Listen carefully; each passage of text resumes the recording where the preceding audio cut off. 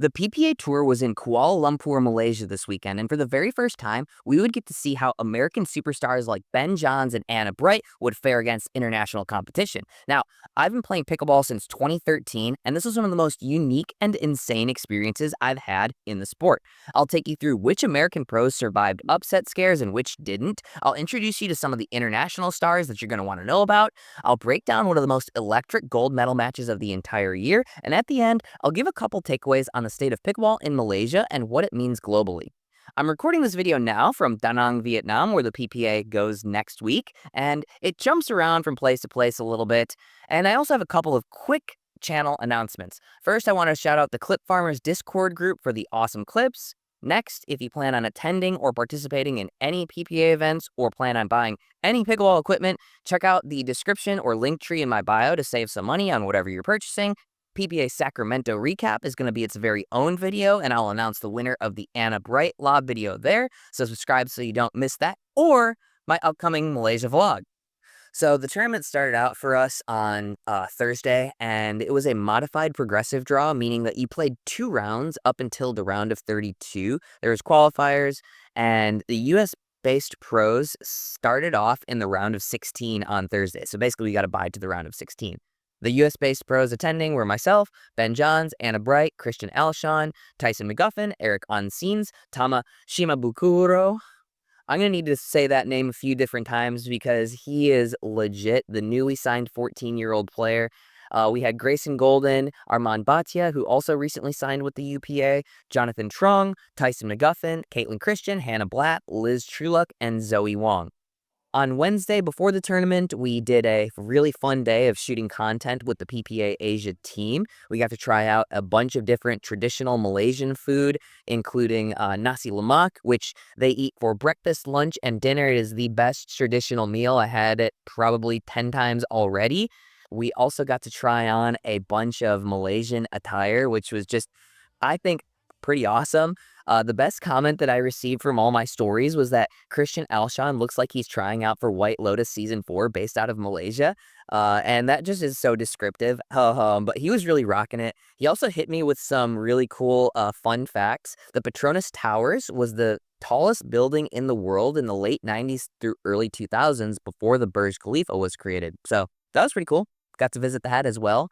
After all of the content shooting, we had a press conference, which was really cool. There were probably like 200 plus people in attendance, and the entire room was packed. There was no space for anybody else. And they were just asking us questions. Most of the questions were for Ben Johns, which is not super surprising. If you had Jesus Christ and Ben Johns walking into 9Pickle on Wednesday, the line would have been 10 people for every one for Ben Johns compared to Jesus. Like, he was an absolute superstar. It felt like Michael Jordan level here in Malaysia. And honestly, we were all treated very similarly. I signed autographs for probably 15 minutes before security guards were like literally telling us that we had to leave. So that part was really cool, and the exhibition as well was electric. We played these little fun little mini games trying to get these balls into a box. People were going crazy for it. So many influencers showing up as well. So the Wednesday exhibition set the bar really high, and Malaysian pickleball over delivered. So anyway, into the tournament stuff starting on Thursday. It's nice to know that the US isn't the only place facing these paddle issues, because we had a statement from UPAA saying that the Aranax paddles are out due to rules violations. Aranax, I believe, is a Malaysian brand. I saw a bunch of people using them the day before the tournament. No people using them on Thursday. And I think this just is starting to prove to me that UPAA certification is very important. Before the tournament, there were a lot of really corked paddles, really delaminated paddles, super spinny. It was kind of the Wild West. I think this is a problem that's only going to get worse and worse, and probably even more important over here in Asia.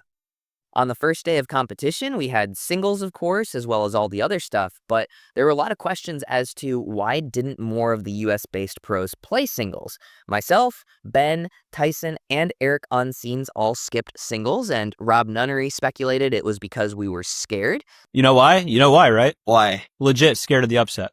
Which is honestly a fair take. I think there's maybe a bit of an element of that, but there's also some other factors that play into it. Obviously, we are traveling. It took me 32 hours to get here. Like, I hate from door to door from Austin, Texas. So the crazy travel is one part of it. Using a different ball, the Yola ball is another part of it. We hardly even got any time to practice on Wednesday with all the other obligations. Pickle roll courts. The courts were far, far from ideal. We don't even really want to play too much singles on pickle roll in the States. So probably a little bit of not wanting to lose, of course, but there were some other factors leading into it. In the actual results, we had number 2 seeded Grayson Golden lost to Marco Lung, a UPA trailblazer from Macau. So that was probably the biggest upset on the singles side. And on the women's side, both Hannah Blatt and Liz Trueluck fell to their opponents, and the level is strong here. And the most interesting result, of course, was Ben and Christian narrowly escaping their first round against Hien Trung and Quang Du. We're gonna go through this match. First things first, I really like the handheld camera for the coin toss. It was a nice touch. You get in there, it's intimate, and the stream quality looked really good. I didn't notice any advertisements either, so obviously they've got to sell ads at some point, but I was impressed with the stream quality, and the video board was insanely good. The crisp picture, it was huge. It looked phenomenal. So this is obviously Ben and Christian's first time playing together, and if you saw the scoreline, you know that the first game was a freight train. Ben and Christian were super aggressive. They steamrolled 11-0 in like 5 minutes, but if they continued like this, we obviously wouldn't be talking about it. Games 2 started pretty much the same. Ben and Christian shake and bake and then get some more aggression from Christian to get up 2-0, but Hien and Quan get on the board with this missed dink from Christian Alshon. And I'm super, super proud of the Malaysian fans for nobody audibly yelling, "No pickle!" Thank you. Thank you for sparing us from that one. That would have definitely been yelled in the States, and I'm just over it. The very next point is really, really good stuff. Take a look at this.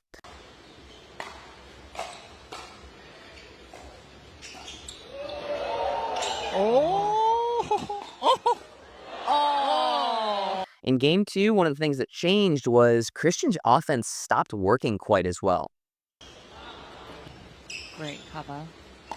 Alshon Johns unwound the stack.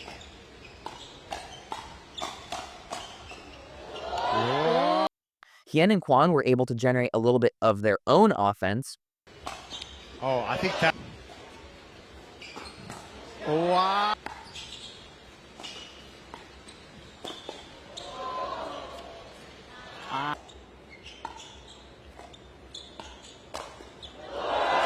And then Ben and Christian threw in a couple of random misses. I like this play a lot. Wow.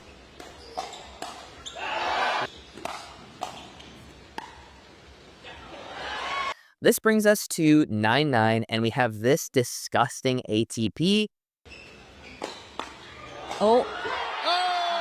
Now take a look at this point to win game 2 for Hien and Quan.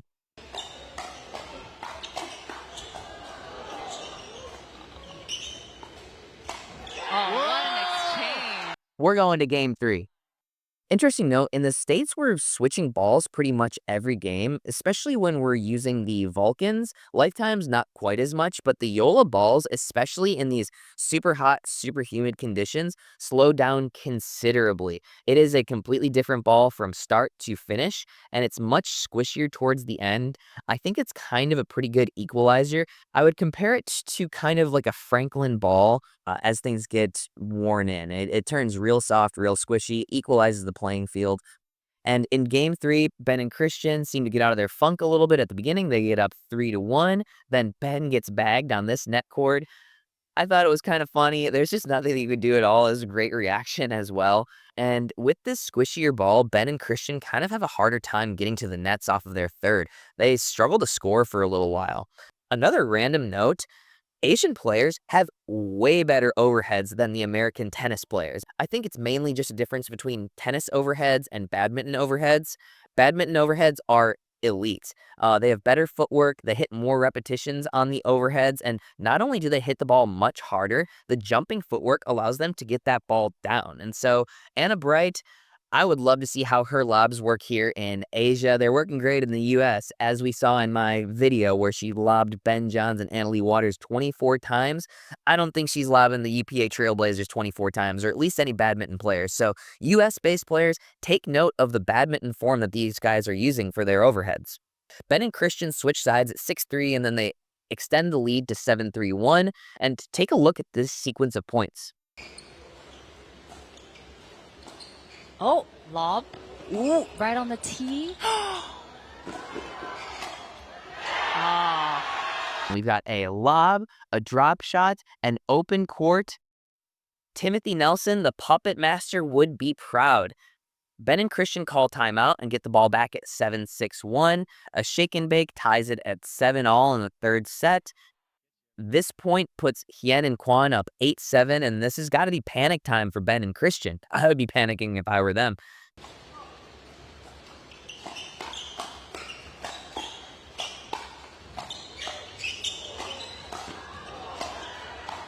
Oh.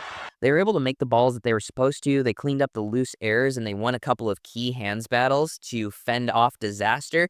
Christian and Ben were able to clutch it up with this ATP from Ben and narrowly avoid disaster.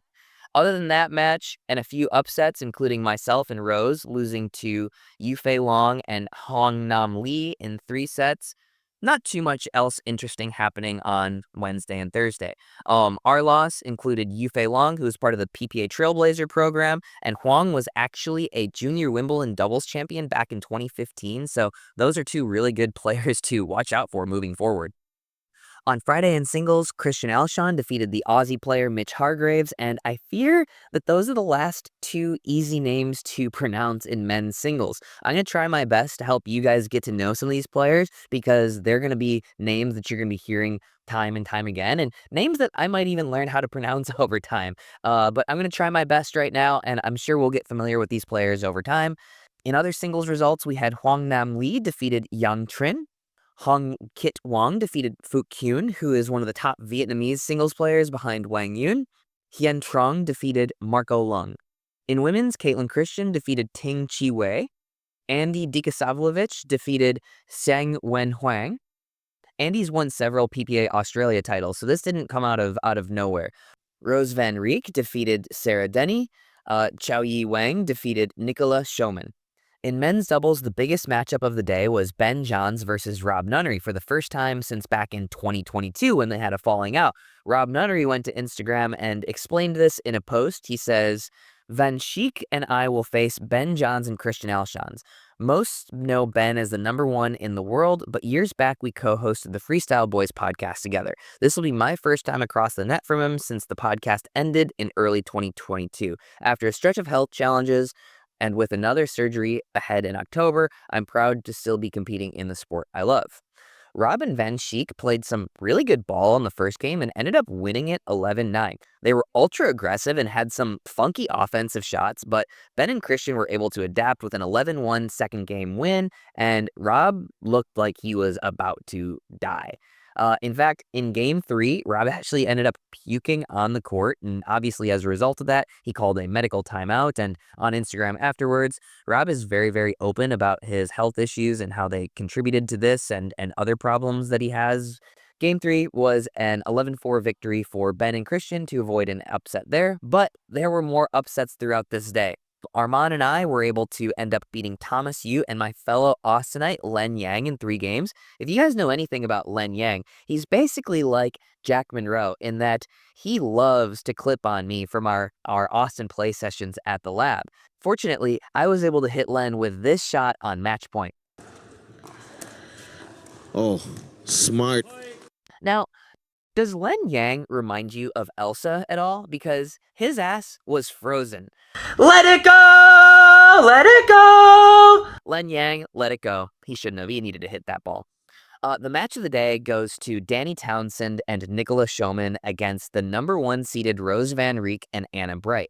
Danny is an Aussie player with an extremely high-level ping pong background. She is one of the best flicks in the world in the women's game, and she plays more of a men's style, where she likes to counter with one hand, she flicks with one hand as well, and she looks to take a ton of balls out of the air. She's also loud, obnoxious, and hilarious. Definitely a crowd favorite. Her partner Nicola has really good compact power and offensive shots, very, very clubby hands. Rose and Anna really struggled getting to the kitchen line in this match, and that made a huge amount of difference. They also lost a couple of key hands battles as well and just couldn't get too much going on offense. But the real impressive thing is that Danny Townsend was the best player on the court in this match. She's been having a ton of success lately internationally, and in Vietnam a couple of weeks ago, she and Joey Wild, another Australian, won that mixed doubles title with a bunch of American players in the draw as well. Personally, I think she's without a doubt a premier level female player and probably a top 15 player in the world because of her unique style. Danny and Nicola played a really good second game, and they had a couple of fortunate breaks, including this shank Ernie winner from Nicola, and they ended up winning a pretty convincing 11-3 upset. And they do it! But that wasn't the only upset of the day. In mixed doubles, Zoe Wong and Tyson McGuffin ended up falling to Sarah Dennehy and Santosh Narayanan 9-2 in a relatively convincing second game as well. But other than that, it was business as normal with Ben and Anna, Christian and Caitlin, Alex and Jonathan Trong moving on to the semifinals with relative ease. Saturday was a relatively straightforward affair. Christian Alshon started off the day with a grindy win 7-7 over Huang Nam Lee. Huang Nam Lee would end up going on to take bronze. On the other side, Jack Wong, the PPA Asia #1 ranked player, ended up advancing as well. Caitlin Christian beat the Aussie Andy Dikasavljevic in 3 games, and Zoe Wong fell to Rose Van Riek. Ben and Christian seemed to find a little bit of rhythm against Arman and I. They were able to take us out 6-2. Tyson and Eric would end up advancing over Jack and Kim in 2 very tight games. Arman and I would end up beating Jack and Kim the next day in a tight bronze medal match. Caitlin and Zoe would end up making the finals over Aiko Yoshitomi and Sarah Dennehy. Sarah actually had a really nice tournament. She took bronze in women's doubles, she upset Tyson and Zoe in mixed, and then she also beat Liz Trulug in singles, so that might be a name to watch out for. And then in mixed doubles, Anna and Ben and Caitlin and Christian ended up taking care of business to make the mixed doubles final, which meant that both Caitlin and Christian were looking for triple crowns on Sunday, and Sunday was epic. In the singles final, Caitlin Christian took out Rose Van Riek. The score was 4-4, but the level was very, very high. Rose was hitting really good passing shots, but Caitlin was just on everything. The men's singles final was even better. Christian took gold over Jack Wong, the #1 player on the PPA Asia Tour. I actually got to commentate this match, and the points were epic. Jack is known as the tactician because of his cat and mouse play, and I think that the slow ball led to a lot of very interesting points, a lot of cat and mouse being played. And quite honestly, I feel like this was the type of singles that we were all hoping for from the PPA Sacramento tournament where we were playing with the vintage wood paddles. In the end, Christian was just a little bit too good. He ended up winning 11-9, 11-5 in a super long match that ended up going over an hour. And you have to think that this definitely factored into his play in the men's finals and the mixed finals, which he still had later on in that day. Next up was the women's doubles final, where Caitlin and Zoe ended Danny and Nicola's run with an 11-6, 14-12 win to keep Caitlin's Triple Crown hopes alive.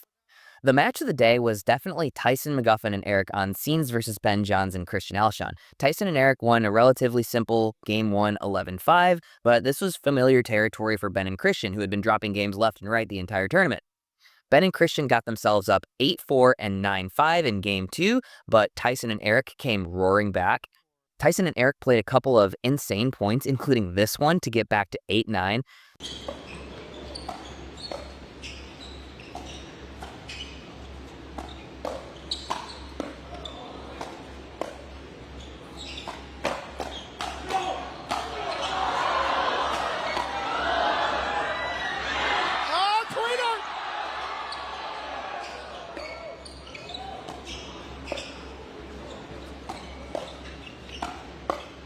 Come on now.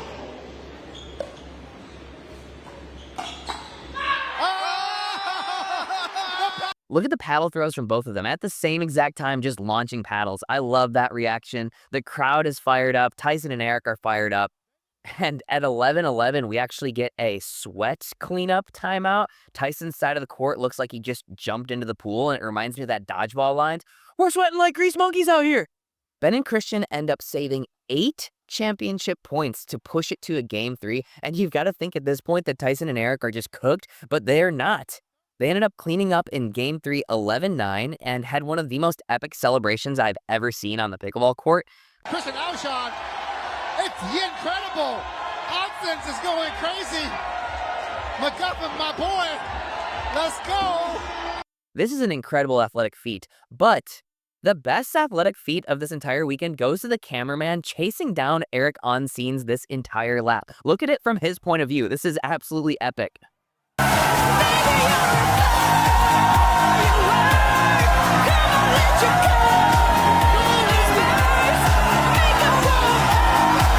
And this is obviously great for Eric. This is his first gold medal on the PPA Tour, so congrats to him. The last match of the day was the mixed doubles final. Caitlin Christian still had Triple Crown hopes alive, but unfortunately, Christian just looked dead out there, and they had to go through Ben Johns and Anna Bright. They ended up falling 3-2, but it was still a very good weekend for Caitlin Christian as well. Now for a few takeaways from Malaysia. There was so much speculation about what pickleball would look like in Asia, so being able to go and see it firsthand in Malaysia was very, very interesting for me.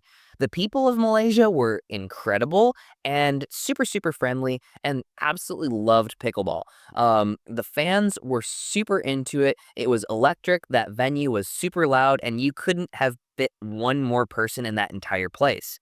And the interesting thing about pickleball in Malaysia is it's dominated by younger people. People play late at night, and young people are the ones pushing the growth of this. When I came into pickleball in 2013, it was all old people here in the States, and young people are just now catching on. So Malaysia needs to be studied. The level of play was very, very high as well. I think we were all expecting the Asian players to be a little bit further back, but they were right there. In fact, they were upsetting American players and pushing American players left and right. Now, I don't want to jump too far ahead on this one because I do think that the super soft ball and slow conditions did level out the playing field a little bit, and I think that the American players would shine a little bit more with the faster conditions, lifetime type of ball, because the deader ball sort of cleans up a few mistakes and whatnot, but that is something that the Asian players will get used to over time, so it was a very impressive showing from them. And the biggest takeaway, and a lot of people have been asking me, what's the difference between the Asian players and the American players? I obviously tweeted out that there's a huge badminton influence, but to me it feels like there's just much more of a melting pot of racket sports. You've got squash, you've got tennis, you've got table tennis, and you've got badminton, whereas most of the American pros come from that tennis background. And so you have these new shots, including those overheads from badminton players, that are really sort of meshing together and creating a slightly different style than what we're used to. So I think the future of pickleball in Asia is very, very bright, and I'm very excited to see where the sport goes over the next couple of years. Very excited to be here in Da Nang, Vietnam, and I'll obviously have another recap video for you as well. Sacramento is dropping tomorrow, so subscribe so you don't miss it.